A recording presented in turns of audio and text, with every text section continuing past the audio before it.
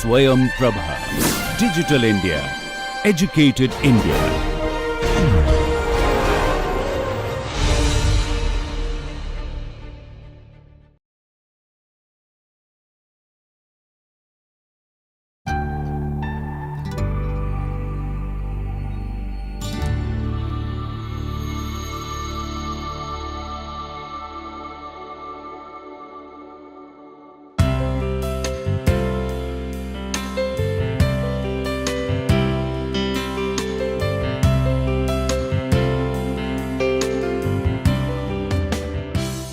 Welcome to the course, Disaster Recovery and Build Back Better. My name is Ram Satish. I'm an Assistant Professor, Department of Architecture and Planning, Indian Institute of Technology, Roorkee. Today, I'm going to discuss about a heritage component, how it is subjected to risk and how one can analyze from a very multidisciplinary perspective, and also how the conservation plan works along with the risk management plan. So this is about rock shelters at risk, and in the whole world, if you look at the ancient man's shelter, the very basic form of shelter is the caves, the cave dwellings and the rock shelters. And different parts of the world still carry some evidences that how the earlier man have lived. And there's some images of their paintings, there have been some images of their nomadic or pastoral life or hunting life. So these are all some learnings of how the today's generation can also learn from our historical records and the anthropological aspect of human life. So when you see at this image, so I'm not talking about as an historian, I'm not talking about as an architect, I'm talking from a risk perspective, how this heritage component subjected to risk, and how one can look at from a multidisciplinary perspective. So when you look at this image, obviously one can notice that there has been some kind of liquid lava or something which has been flown around this region, and it has got settled down, and that is how from the Google Earth map you can see that the whole gradients and the slopes and the aspects which are formed by the way it has been cooled down. And then you can see some cliff kind of environment here and a valley sort of thing. If you go a little closer, the same cliffs, it looks like this, where there's a mountains around it, a very plateau sort of mountains. And if you go further closer, and this is what we can see, the Pitalkora caves.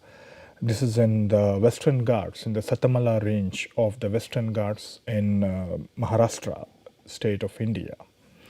And in fact, I want to give a credit of two important people. Like this is most of the information, this has been from the source of Prabhakar Nandagopal. That time he was a superintending archaeologist in the Archaeological Survey of India. And his work has been, he's been working on these projects, and also Deshpande's work. So this I have been able to procure from Shivi Joshi's, who was my student earlier in SPA Bhopal. So many of the photographs and many of the details which I'm learning from their work, Dr. Nandagopal's work. And what you can see is the cave dwellers settlements. And in fact, this was also a kind of excavation site, and one where people realized that there has been a human settlement here. And in this, you can find many nomadic tribes, roaming around, and one is, it is also just not only in the near proximity, but they do travel. If you look at their networks, the trade networks, it goes back to Mahishmati, it goes back to near Ujjain, it goes back to Bhimbetka in Madhya Pradesh, so Ellora, Ajanta. So like that, there's been a network, how people have traveled and migrated and settled in different parts of central and the western part of India. And also their expansion in the port cities, like on the western side of the port cities, how they have settled down, And you can see some similarities of how these cave dwellings have some similarities in the African continent as well as in the South American continent. There's some kind of similar depictions of how man has lived. So this is the layout of a Buddhist site, which is a Pitalkhora caves, which is in the district of Aurangabad. Now initially there's these sites goes back to almost pre 250 BC, which is almost to the 3rd century BCE as well. And they're not done. If you look at, there are about 13 caves which has been discovered in the excavation process, and some of them have been discovered much later and some were discovered in the beginning. And if you look at the phase wise, and what you are able to see here is the cave numbers which has been written on 1 and 2, 3, 4, 5, 6, 7, 9 and 6A, and on the bottom side you have 10, 11 and 12 and 13. There is also, they are not the same form, they are not of the same alignment. Like you can see from number 3, which is a kind of chaicha sort of thing, and here again in 13 as well you can see a kind of chaichas and viharas of a Buddhist style. And whereas where we talk about number 1, which is of a very rudimentary stage of a cave, which is about dates back to pre 250 BC. And then the phase 2, which talks about the 1C, and 2 and 3, which is the smaller one, and the third one is a kind of a chaicha, which is an elongated corridor. So that is again goes back to 250 BC. Whereas number 4, which is about a huge square base, which is between 250 to 200 BC. Whereas in 7, which has a similar, which has again a smaller components, smaller compartments around it, and that is dating back to phase 4, which is about 200 to 180 BC. And similarly you have number 6 and 2A, they're all again dating back to 180 to 160 BC. And if you come like that, number 11 and 12, where you can see on the bottom side, on the other side of the caves, you can see that there dates back to 1st century BC and 1st century AD as well. And number 8, 9, this also again goes back to 13, which is more refined stage in the 2nd century AD.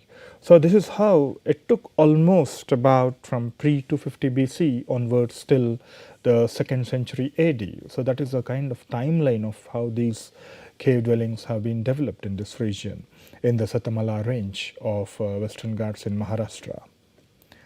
Now, how do they able to figure out this process? You know, that there have been evidences, there's been some iconographists who have studied how their paintings were done, how the symbolic representations on their pillars, who have donated it, when it was donated.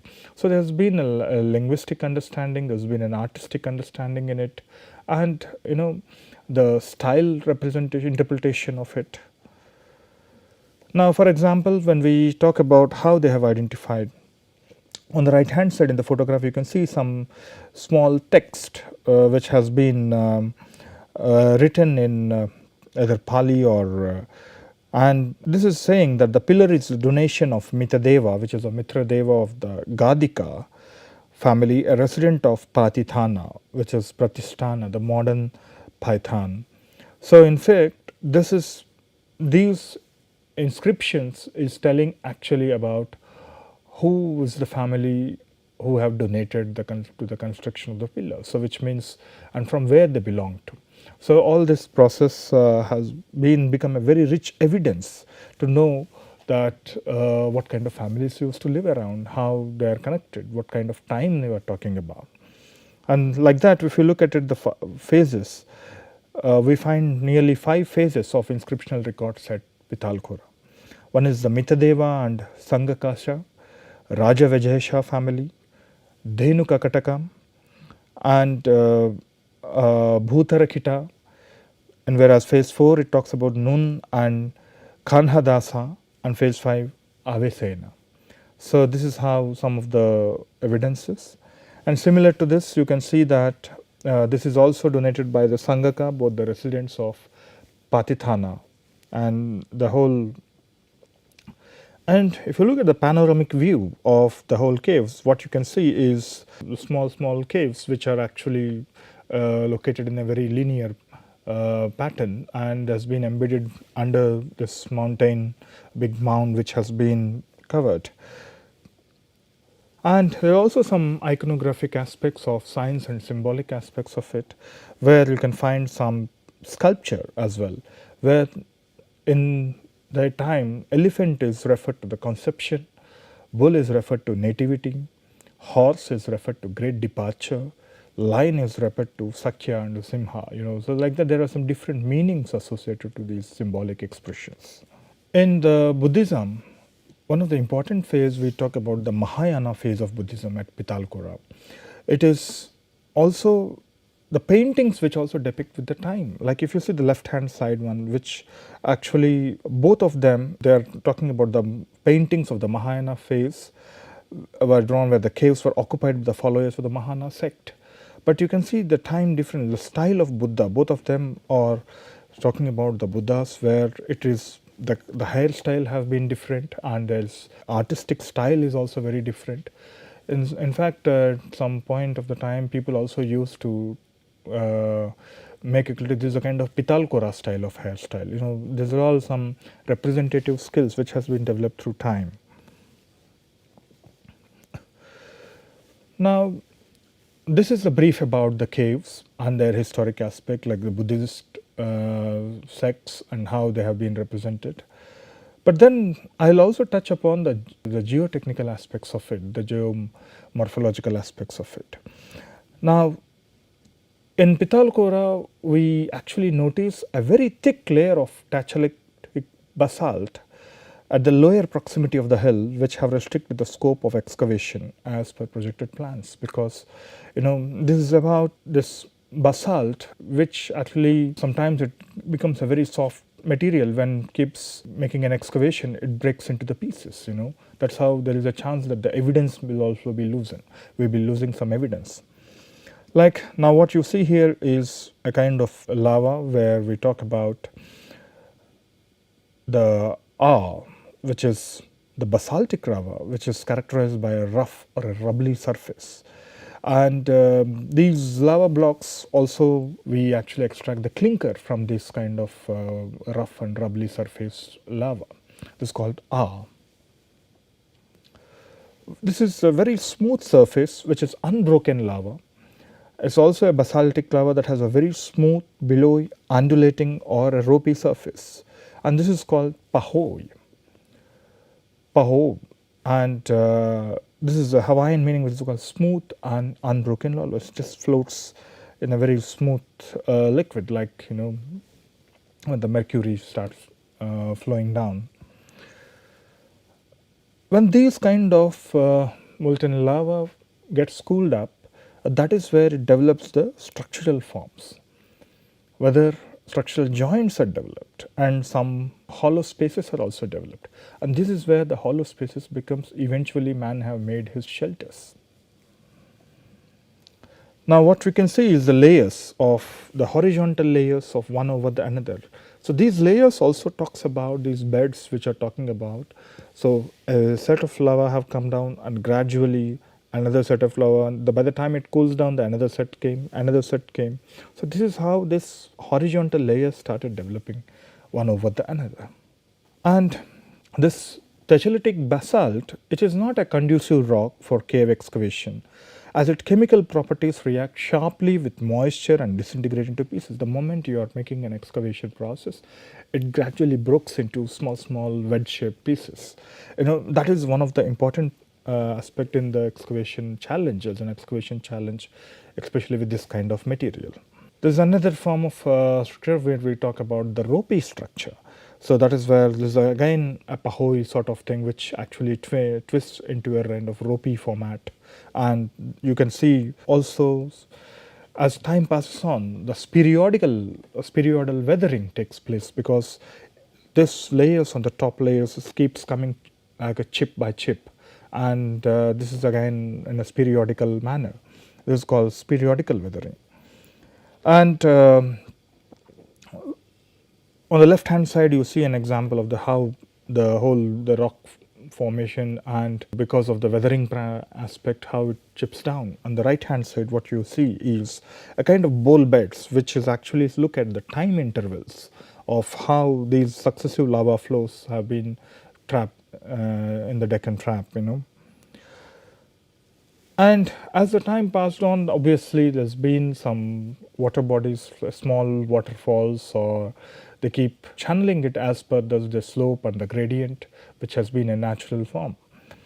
But then it has been there for ages, and until people have discovered, no one have realized it, and it's been there since many decades now. The water is following down, the seepage has started it in the caves, and this is one aspect. Now what they did was the archaeologist team, they have actually mapped down, they have actually documented the whole set of caves, including the analysis of the cracks.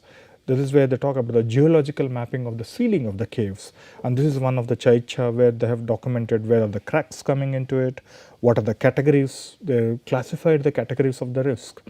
So depending on the nature of the crack, and from the stable to the most unstable level. So that is how they left crack 1, category 1, 2, 3, 4, 5, and that is where they classified and categorized these risk aspects. And similarly, this is again, they again categorize with what are the different aspects of the risk. One is the slightly weathered vesicular basalt, and also water seepage zones, which are more of these dotted aspects of it, and where the edge of the broken ceiling, or the roof. And this is where they try to again classify all these aspects, and also where the cracks are also appearing continuously, not only in a horizontal in the ceiling level, but throughout the cave structure, how this vertical cracks are also coming up. And after having this, I showed you only a small set of analysis of how one have able to document all these caves, and how they will be able to map down from a spatial point of it and analyze what are the root causes for it, where are the material aspects into it, where are the water seepage issues, where the ceiling has been broken down, or if there's the pillars have been broken down, whether the floor aspect which has been chipping out because of weathering aspects, or during rainy season what kind of impacts it is having. So all these documentations have been done. So but then when you look at the set of activities which has been taken as a part of the conservation plan from 1954 to 2008, you see a huge span of time, but then a very limited work what we can see. But then one has to understand it is not a regular building project, it is a conservation project. So it normally takes time, because even analyzing to make a small scaffolding, how to do it is also a big task, because you might destroy the evidence. Like in 1954-55, this has been completely blocked up with the big boulders and debris. They have started clearing it. And then there are already some fallen and collapsed parts of rock lying in front were removed, and the area has been leveled up. And in 55-56, so has been very little known group of caves were affected by the construction of steps to the caves from hilltop and removal of huge boulders fallen from the ceiling and other debris in the vihara adjoining the main Chaicha. So in 57 and 58, clearance in front of the Chaicha and vihara caves revealed some unique features and sculptures. That is where I showed you the lion and the bull, the horses. And 58-59, this again cave 4 revealed 2 more elephant caryatides, and like that one by one they started discovering, and they started, and again in 1959-60, by this time it's almost 6 years to even taking the debris from the hillside opposite cave 1 to 4. That is how it's a 6-year project only just to clear the debris. And whereas in 60-61, a rock cut cistern was cleared of debris for the storage of water, and the excavation of rock cut drain on the top of the cave was started. The work is so in that way they started the cistern as well as the water storage.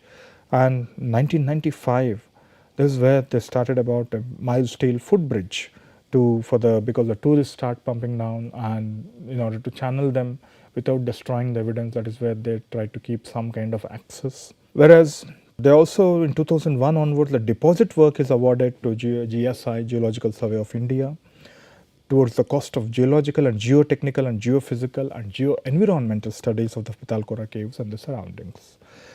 Whereas here it's not only that how a set of activities are related to, there's a different dimension of technicality comes into it. Now it is not a story of a conservation architect, it is not only a task, but how his analysis works with the geotechnical and the geo-environmental studies also collaborate in it, because they becomes the base now in order to understand the impact aspects of this kind of case, or the risk aspect. Now inside the caves, following all these analysis, what kind of modifications has been done.